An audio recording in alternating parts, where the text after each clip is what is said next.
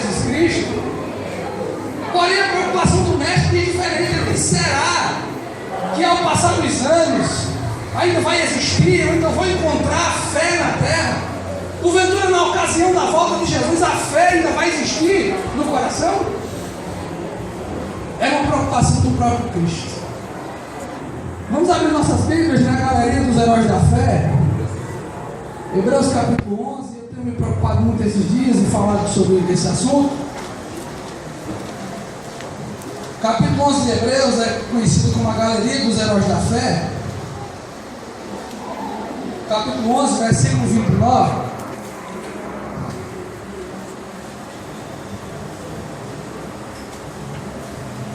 Onze, 29 de Hebreus.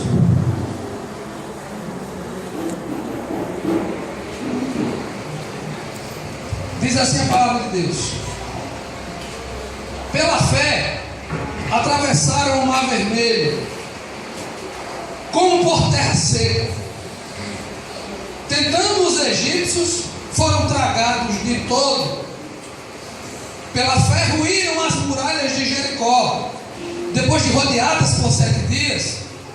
Pela fé Raabe, a meretriz, não foi destruída como os desobedientes, porque escolheu com paz os espias. E que mais direi? Certamente me falará o tempo necessário para referir o que há a respeito de Gideão, de Baraque, de Sansão, de Jefté, de Davi, de Samuel e dos profetas, os quais por meio da fé subjugaram reinos, praticaram a justiça, obtiveram promessas e fecharam boca de leões. Aleluia. A fé, irmãos, está em nossos hinos. A fé está no que falamos. Nós conversamos sobre fé, debatemos sobre fé. A igreja está baseada na fé. Mas olha, o que é a fé? A palavra de Deus diz que é o firme fundamento das coisas que você não vê, mas ela é certeza das coisas que você espera. Traduzindo, a fé lhe mostra coisas que outras pessoas não veem. A fé lhe dá uma previsão do futuro. Pela fé você diz assim: amanhã vai acontecer isso, onde todos estão dizendo o contrário. A fé faz você ver o amanhã e ter certeza de que ele vai chegar. A fé diz no seu coração: eu tenho certeza que amanhã vai ser diferente. A fé faz você pensar que tudo amanhã vai ser de outro jeito. Aleluia. A fé faz você contrariar a própria lógica. Aleluia. A fé às vezes parece até ser maluca. Porque qual é a hora de usar a fé?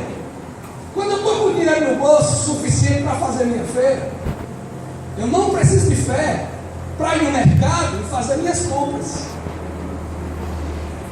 Mas quando os meus recursos se acabam e eu começo a pensar: Senhor, como é que eu vou passar mais um dia vivo nesta terra? Como é que eu vou alimentar os meus filhos? Aí este é o exato momento da operação da fé. É neste momento que a fé vem agir. A fé acontece exatamente quando o médico diz assim: acabou. Quando diz assim: não tem cirurgia que dê jeito, não tem remédio que tire essa dor. Este é o momento de usar a fé. Este é o momento de mostrar verdadeiramente se você é crente. Não é na hora que está tudo bem ou tudo funcionando. Não é quando a lógica está dizendo que está tudo certo. A hora de usar a fé é quando tudo está contrariando a sua vida, mas você diz: o Senhor está comigo. Na galeria dos heróis da fé, ele remete aos antigos para trazer a fé atual. Ele começa falando de Moisés. Ele fala de todos. Mas quando ele está falando fala de Moisés, ele relembra o fato da travessia do Mar Vermelho. E aí eu queria que os irmãos abrissem as Bíblias no livro de Êxodo.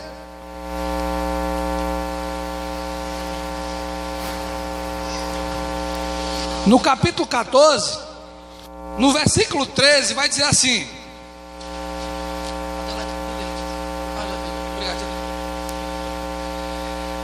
não, pode ler. Moisés, porém, respondeu ao povo: não temais, aquietai-vos e vede o livramento do Senhor que hoje vos fará, porque os egípcios que hoje vedes, nunca mais os tornareis a ver. O Senhor pelejará por vós e vós vos calareis. Um homem tem a ousadia, depois de direcionado por Deus, de desafiar o Egito, pegar o povo, tirar das mãos de Faraó, conduzir esse povo para a liberdade. Mas quando ele chega, irmão, numa situação, ele para de frente do Mar Vermelho, olha para aquelas águas e começa a murmuração do povo. Estava contra ele o mar que estava na sua frente, estava contra ele o terreno, a aridez, estava contra ele o exército que o vinha perseguindo, estava contra ele tudo e todos, porque até o povo que ele estava dando a sua vida para libertar, até o povo estava murmurando, dizendo: mas rapaz, esse camarada não tem jeito não, com essas ideias doidas dele, tirou a gente do Egito, e agora a gente está aqui e vai morrer de frente desse mar. Ele devia ter deixado a gente lá, porque lá que tinha sepultura. Vamos morrer e ficar aqui no meio do deserto. Começou a murmuração, irmão. Aí sabe o que é que um homem de fé faz numa situação dessa? Ele reúne o povo, antes de Deus falar com ele, ele reúne o povo e diz assim: rapaz, eu tenho um negócio para dizer a vocês. Vão orar e conversar com Deus, porque esses egípcios que vocês estão vendo aí hoje, eu estou dizendo a vocês, eu estou dizendo que vocês nunca mais vão ver a cara deles. E eu estou dizendo que Deus vai dar um livramento a vocês tão grande, que a partir de amanhã vocês vão fechar a boca e parar de murmurar, porque eu creio que Deus vai nos dar livramento. A fé faz você crer quando todo mundo está dizendo que não, todos estão dizendo que não. Você é o louco da história. Aí ele disse assim: eu estou dizendo que Deus vai fazer um milagre e vai livrar vocês de uma maneira que vocês nunca mais vão ver a cara dos egípcios. Fé, irmão. Aí depois que ele disse isso, ele pensou assim: que besteira. Aí foi conversar com Deus e disse: e agora, Senhor? Aí o Senhor disse: e agora o quê? O que eu faço? Oxe, você não já disse lá? Você não disse que eu ia livrar você? E disse. E o que eu faço? Você tem o que na mão? Eu tenho uma vara. Pronto, meu filho, pegue ela e toque nas águas.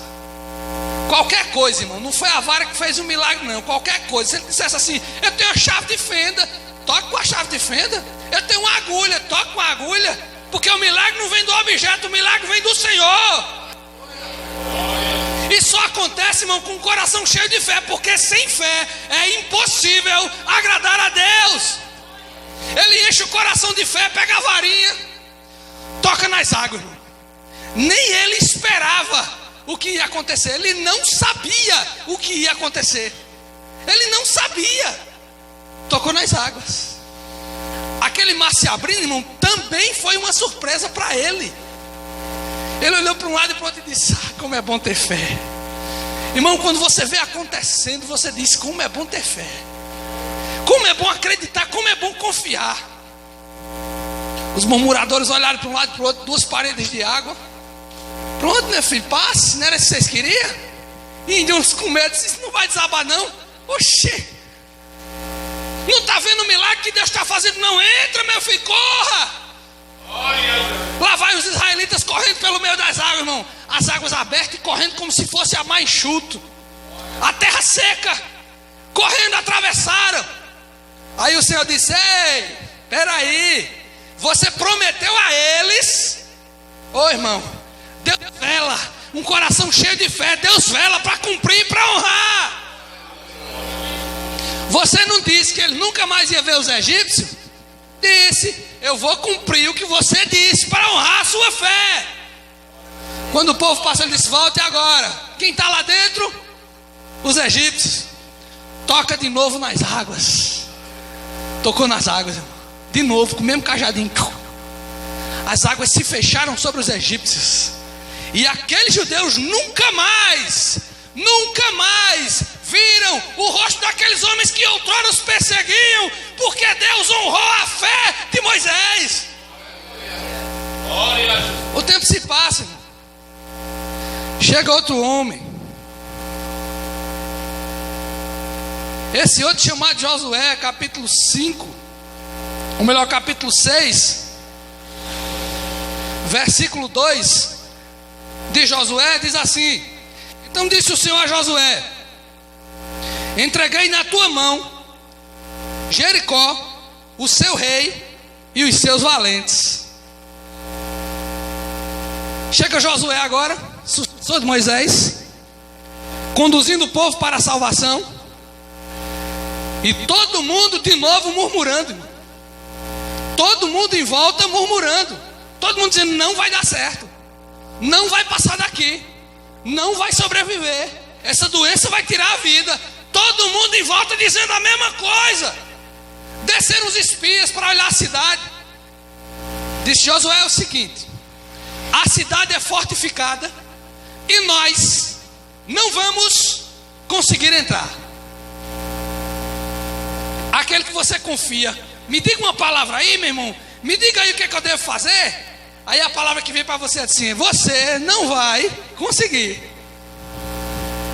Desista desse sonho, porque você é insuficiente para alcançá-lo. Desista do que você planejou, porque não dá. Cada um que chegava dizia a mesma coisa.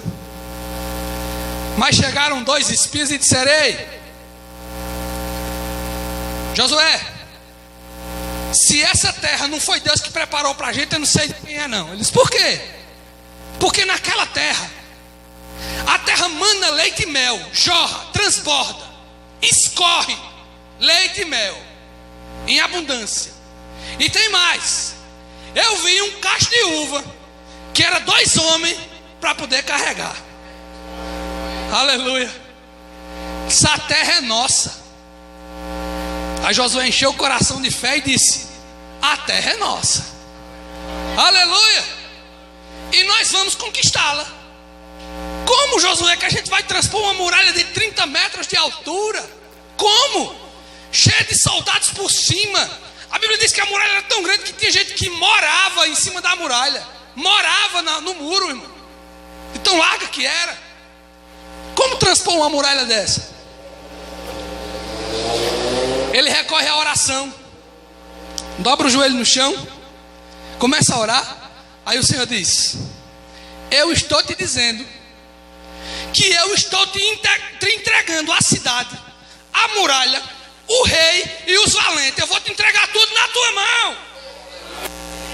Agora, para testar a tua fé, tu não vai pegar a espada para matar o povo, não. Vocês vão cantar. Cantar, irmão, para invadir uma cidade. Fizeram tudo que o Senhor mandou, 7 dias, rodeando a cidade cantando. No 7º dia foram 7 voltas. Na 7ª volta ele disse: agora todo mundo grita. Quando todo mundo começou a cantar, meu irmão, o chão se abriu, engoliu a muralha. Engoliu a muralha, tirou o impedimento que atrapalhava aquele povo. Eles entraram, eles ficaram tão atordoados que não deu mais para eles. Eles venceram a batalha somente porque tiveram fé, irmão. Fé.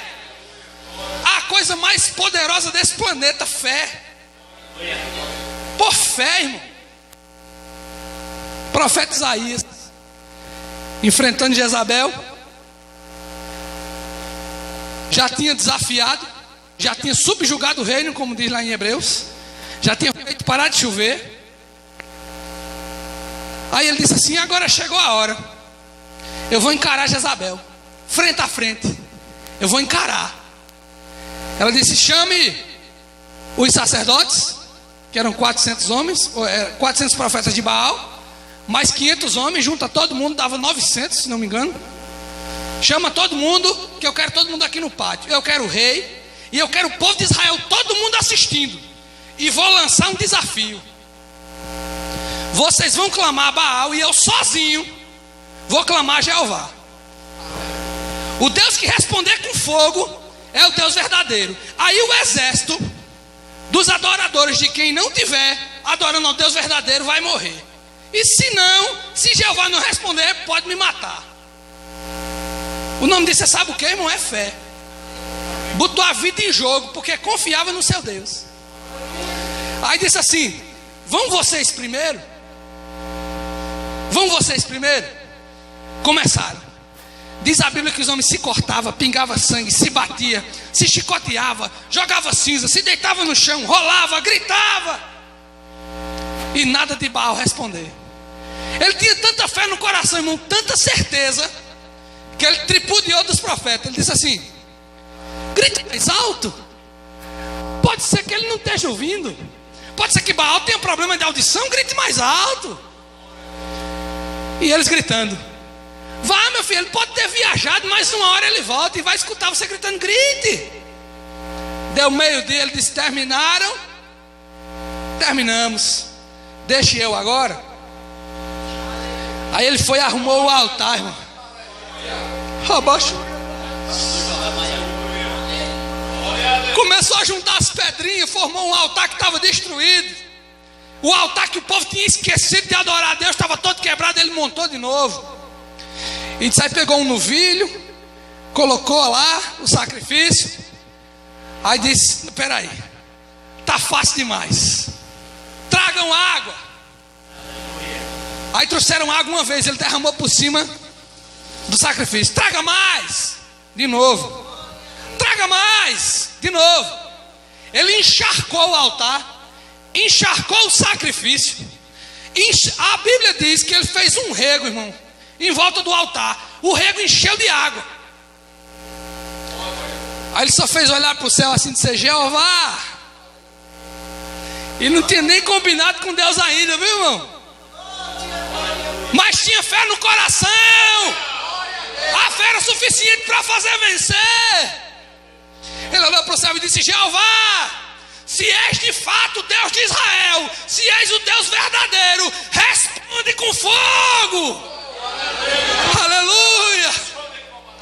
Diz a Bíblia que desceu fogo do céu, irmão. Mas o fogo desceu com uma vitalidade tão grande que diz a Bíblia que lambeu a água, lambeu o sacrifício, as pedras. Aleluia. Aí o profeta disse assim: agora, seus profetas mentirosos, corram. Corram, porque vocês agora vão morrer para aprender que Deus é Deus. Se parar no meio do caminho e voltar, não alcança não. Só se consegue isso por fé. Aleluia. Baixuria desce. Aí estava o rei na sua casa. Aí o rei Senaqueribe disse assim: manda uma carta para o rei. Aí o rei abriu a carta. Na carta dizia assim: rei, amanhã eu vou invadir Israel. Vou matar vocês. Eu vou matar todo mundo. Vou matar mulher, criança. Quem se meter na minha frente eu mato. Porque eu vou tomar o seu reino. A carta dizia assim. E tem mais. Eu vou mandar para você 10.000 cavalos. Se você tiver 10.000 homens para sentar neles. Olha a afronta, irmão. Aí Israel não tem homem não para me enfrentar não. Eu lhe dou os cavalos para você montar nele e me enfrentar. Aí o rei diz assim, começa a orar, chorar. Aí diz: Deus, olha a oração dele. Ele diz assim: chegou a hora do parto e não há força para dar à luz.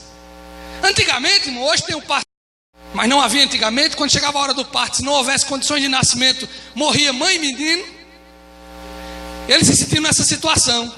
Não vai morrer só a criança, nem vai morrer só a mãe, vai morrer tudo. Ele disse: Senhor, chegou a hora do parto e não há força em mim para dar a luz. Eu não posso fazer mais nada. E entregou a Deus. Não foi nem reunir o exército. Aí o profeta chegou e disse: o Senhor está dizendo que Ele, Deus está dizendo que Ele vai pelejar pelo seu povo. Então somente aguarda. Aí ele não foi montar exército, não. Ele continuou orando. Passou a madrugada orando. Enquanto ele estava orando, Deus estava agindo. Diz a Bíblia que quase 200.000 homens se acamparam para atacar Israel, esperando amanhecer. Quando foi pela virada da manhã que o comandante tocou a buzina para os soldados se levantar, pegar as espadas e atacar Israel. Enquanto isso o rei estava chorando de joelhos, passou a madrugada pedindo a Deus, dizendo: Senhor, eu não tenho mais condições. O comandante toca a trombeta. Uma vez, 2 vezes, 3 vezes. Acha estranho, vai acordar os soldados dorminhocos. Balança um, balança outro. Diz a Bíblia que quando ele fez a contagem, ele contou 185 mil cadáveres. Porque durante a noite, enquanto ele orava, Deus mandou um anjo. O anjo tirou a sua espada da bainha e matou 185 mil soldados que iriam acabar com Israel. Porque enquanto isso o homem de Deus estava de joelho pedindo: Senhor, eu não tenho mais condições, agora age. Porque quando as nossas condições se acabam, é a hora do Senhor agir. Não se pode estar com o Senhor sem fé. O casal veio conversar comigo, 2 pessoas casadas, um era e outro não. E um deles veio conversar comigo e me dizia assim: Jair, eu não suporto mais fulano, porque tudo que eu quero fazer, a mulher não tem fé para nada. Eu não realizo nada porque ela não tem fé. E começou a dizer. Sabe o que é mais impressionante, irmão? Que quem estava fazendo esse relato não era a pessoa que não era crente, não era a pessoa que era crente, era a pessoa que não era crente. Ele estava dizendo que na casa dele, ele que não é crente, ele estava dizendo que na casa dele, quem não tinha fé era a mulher que era crente.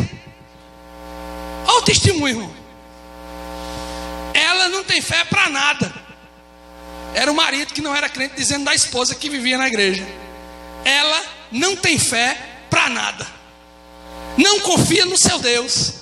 Como é que pode, irmão, vivermos sem confiar no nosso Deus? Ou será que qualquer grito a gente vai correr? Aí chegou Jesus Cristo. Jesus Cristo chega,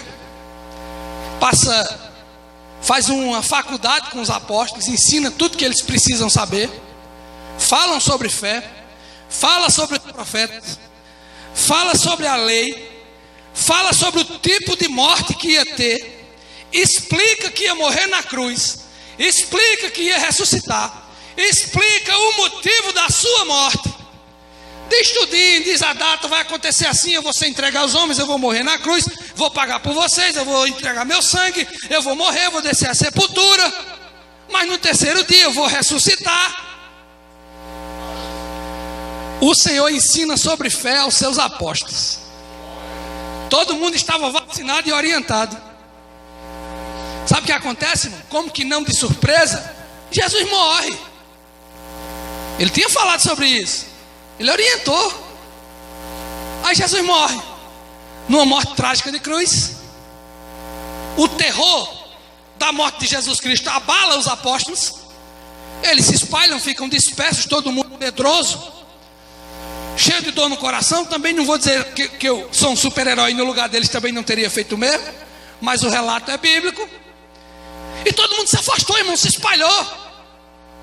Esqueceu das promessas de Jesus Cristo. 3 anos ele passou ensinando, em 3 dias já tinha esquecido. Todo mundo atordoado. No 3º dia, todo mundo espalhado, escondidos. Aí 2 discípulos vão subindo no caminho de Emaús, no caminho que dava para Emaús. Eles estavam indo em direção a Emaús. Iam caminhando. Enquanto caminhavam, eles se lamentavam, choravam e falavam do seu mestre que tão brutalmente tinha sido assassinado, e de quanta tristeza havia no seu coração. Diz a Bíblia que se aproxima Jesus agora já ressuscitado, se aproxima deles e começa a conversar. Aleluia! Jesus fala sobre a lei, Jesus fala sobre os profetas, Jesus fala sobre a morte. E quando pergunta assim: por que vocês estão tão tristes? Aí a resposta é: tu és por acaso forasteiro? Não viste o que foi feito ao nosso mestre, que de maneira cruel foi assassinado por pregar o bem, por ensinar a paz? Não viste? Aí o estrangeiro, que na opinião deles era estrangeiro, e diz a Bíblia que alguma coisa os impedia de ver. Enquanto Jesus falava com eles, eles não o reconheceram. Jesus começa a dizer: mas ele não tinha dito que ia morrer na cruz? Disse. Ele não tinha dito que ia passar um tempo morto? Disse. Ele não disse o propósito da sua morte? Disse. Ele não disse que ia ressuscitar? Disse. E até então ninguém conheceu Jesus, nem pelo que via, nem pelo que ouvia, nem pelo seu jeito de andar. Não conheceram Jesus, a ponto de que Jesus já ia se desviando do caminho para ir em outra direção. E porque era costume judeu, eles disseram: não, está muito tarde, estrangeiro, vem e fica conosco, porque é perigoso caminhar esta hora da noite, fica conosco. Ele se encaminhou, entrou na casa com eles, e eles só reconheceram Jesus quando Jesus estava partindo o pão e desapareceu. Aleluia. Sabe por que eles não viram Jesus, irmão? Uma cegueira chamada incredulidade. Pararam de acreditar na promessa de Jesus Cristo. Ele disse: eu estou dizendo a vocês que no terceiro dia eu vou estar de volta. Se a fé estivesse no coração deles, eles estariam todos esperando onde Jesus mandou esperar. Fiquem me esperando, porque no terceiro dia eu vou ressuscitar. Mas não, eles estavam se espalhando e não estavam esperando. A incredulidade no coração deles não deixava ver que Jesus já tinha ressuscitado. Glória a Jesus. Quando a incredulidade não está ofuscando a nossa vista, o homem que não é espiritual, que não tem mais fé, ele não consegue ver, ele não enxerga mais. Eles não viram Jesus, eles perderam os sentidos, porque a fé não estava mais no seu coração. Aí Jesus Cristo vai e desaparece. O coração sem fé, sabe o que acontece? Você perde de receber as bênçãos do Senhor. Dava tempo de ter perguntado a Jesus: Senhor, como foi lá no mundo dos mortos? Dava tempo de ter tirado muitas dúvidas. Mas não tiraram dúvidas porque não sabiam que Jesus ressuscitou, porque faltava fé no coração. Esqueceram da promessa que Jesus disse: eu estou dizendo que vou estar convosco todos os dias, até a consumação dos séculos. Eu vou estar com vocês. E esta promessa não pode sair do nosso coração, irmão. Todo mundo passa luta, crise financeira, todo mundo passa por isso. Todo mundo perde alguma coisa, todo mundo se desanda. Agora a maneira é: como é que vamos passar por isso? Vamos entrar em depressão? Vamos pular de uma ponte? Vamos saltar de um prédio? Ou nós vamos confiar no Senhor, sabendo que amanhã o dia será diferente? Ou nós vamos acreditar que Jesus Cristo tem poder para livrar a nossa vida do maior mal que esteja acontecendo? Ou nós vamos ter fé e confiar e dizer: Senhor, faça-se a tua vontade? Ou nós vamos entender que o mundo celestial é maior do que este que estamos vivendo aqui? Ou nós vamos entender que a salvação é mais importante do que tudo nessa vida? Ou nós vamos criar inimizade com Deus por coisas pequenas nessa terra? Porque alguém olhou de cara feia para mim, porque alguém não disse coisas agradáveis, porque alguém foi rude comigo. Eu vou agora brigar com Jesus, sair da igreja, me afastar, vou para longe de Jesus Cristo. Só quem perde é você, irmão. Se o nosso coração se achar sem fé, a palavra de Deus diz: se o sal ficar insípido, não serve para nada. Se o sal não cumprir a sua função de temperar, ele não serve para nada. Não há promessa de Jesus Cristo na Bíblia dizendo que você não vai passar por luta. Não há promessa de Jesus na Bíblia dizendo que vai ser fácil. Pelo contrário, ele diz: tome a sua cruz e siga-me, mas eu vou estar com você todo dia. Pegue sua cruz e me siga, que eu vou estar com você todo dia. Tome a sua cruz e siga-me, porque eu vou estar com você todo dia. Se deixarmos Satanás arrancar a única coisa que há de real na nossa vida, que é a nossa fé, se deixarmos Satanás arrancar a fé do nosso coração, não seremos nada. E ultimamente, irmão, está acontecendo o que Jesus Cristo tinha profetizado. Será que ele vai achar fé na terra? A igreja entrou agora no estado da síndrome do caminho de Emaús. Esqueceu, irmão, da promessa de Jesus Cristo. Nos esquecemos que Jesus Cristo vai voltar para buscar a sua igreja. Nós nos esquecemos que há uma promessa que nós vamos herdar as mansões celestiais. Há uma promessa de salvação para a nossa vida. Não podemos nos esquecer. Entrando na síndrome do caminho de Emaús, precisamos estar de pé e com fé em Jesus Cristo, sabendo que a nossa mansão celestial é real. O céu é real. A mansão celestial que nós vamos morar é real. Jesus Cristo é real, ainda que o mundo tenha entrado na ilusão de dizer o contrário, mas esta igreja está de pé dizendo: Jesus Cristo é real e vem buscar a sua igreja. Mas só pode estar esperando a promessa se o seu coração estiver cheio de fé. Você só está de fato esperando a promessa se o seu coração tiver fé.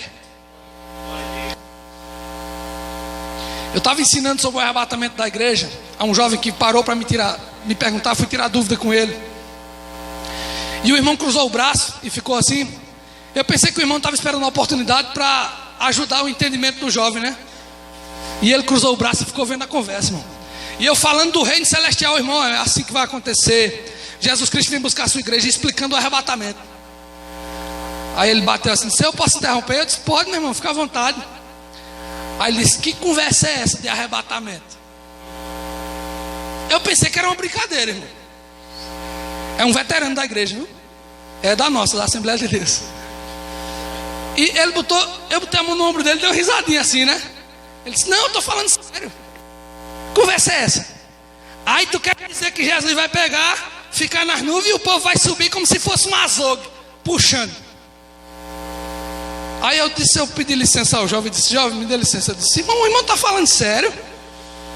Estou, irmão. Ele disse: o que o irmão está fazendo na igreja? Eu disse: não, eu estou fazendo na igreja porque vai chegar um tempo que Jesus vai descer e vai governar aqui e pronto, acabou-se. O irmão não tem Bíblia, não? Aí eu disse: o irmão está recebendo visita dos testemunhos de Jeová, não? O irmão tem Bíblia? Ele disse: tenho, mas não aceito isso. Ele deve estar lendo a Sentinela, né? Ele está lendo a Sentinela no lugar da Bíblia. E eu disse: irmão, você não tem fé no seu coração suficiente para subir no arrebatamento da igreja? Ele disse: eu não acredito nem que vai existir isso. Irmão, veterano na igreja. Veterano na igreja. A pergunta, irmão: a fé está saindo do coração de alguns e nem estão percebendo. Ele está vindo para a igreja como se a igreja fosse um clube, onde eu venho me encontrar com os irmãos, que eu gosto de um, gosto de outro, eu tenho uns amigos lá, vou revê-los. Esqueceram, irmão, que a gente vem aqui para fortalecer a nossa fé e ficar esperando a volta de Jesus Cristo. Aí o apóstolo disse: consolai-vos uns aos outros com esta palavra, dizendo que é real, a mansão celeste é real, a vida eterna é real, e vocês vão desfrutar da vida eterna, mesmo que esteja sofrendo aqui, vocês vão desfrutar da vida eterna. Ele disse que vai preparar um estudo para me mostrar. Eu disse: prepare, irmão, faça esse favor, que eu quero um dia todinho disponível para você. Eu quero um dia disponível para você. E pedir a Deus que a palavra de Deus entre no coração, irmão. Porque imagina a preocupação de um ímpio não entender o céu. Aí o Senhor disse assim: eu louvo ao Pai que escondeu essas coisas dos sábios e entendidos, mas revelou a vocês, os humildes, aqueles que Deus chamou para a graça. Aí eu fico pensando, irmão, se Deus revelou a igreja, e essa pessoa faz parte da igreja, ele é um membro de Cristo, ele confessa a fé em Cristo, por que isso não está revelado a ele? O que está acontecendo, irmão? Aí volta a palavra de Jesus Cristo: porventura vai achar o Filho do Homem fé na terra? Proteja seu coração, irmão. Coloque a fé nele, cultive como Jesus Cristo disse, porque onde está o tesouro do homem está seu coração. Se o seu tesouro estiver no céu, deposite seu coração no céu, feche lá dentro as coisas celestiais e não deixe Satanás arrancar de lá, porque se você perder a fé, você perde a vida eterna. Se você perder a vida eterna, só lhe resta inferno. E a palavra é curta e grossa, irmão. No Novo Testamento fala mais do inferno do que do céu, viu, irmão? Porque é real, e Jesus Cristo estava alertando: existe inferno sim, e é o destino de quem não está com Deus. Igreja de Jesus Cristo, não entre na estatística do caminho de Emaús. Não seja um dos números. Não deixe que Satanás invada seu coração e arranque sua fé. Mas diga no seu coração: eu sou servo de Jesus Cristo, estou aguardando a volta dele, vou subir no arrebatamento, vou morar nas mansões celestiais, vou estar com ele pela eternidade, porque esta foi a promessa que ele me fez. Não permita, irmão, que Satanás arranque a fé do teu coração. Se Jesus não cura uma enfermidade, ele tem propósito nisso. Mas não perca a fé. Se Jesus não me der o carro do ano que eu estou esperando, não perca a fé. Se Jesus não me der a casa boa, não perca a fé. Porque a fé, irmão, é o que vai selar você para o dia que a trombeta primeiro, e que juntamente com os que estiverem vivos na ocasião, seremos arrebatados em corpos transformados para estar com o Senhor. Igreja de Jesus Cristo, não esqueça da promessa. Aconteça o que acontecer nesta terra, não deixe Satanás tirar a fé do teu coração. Esteja pronto para o arrebatamento da igreja. Não permita que Satanás tire do teu coração a tua fé. Que Deus abençoe a igreja. Aleluia.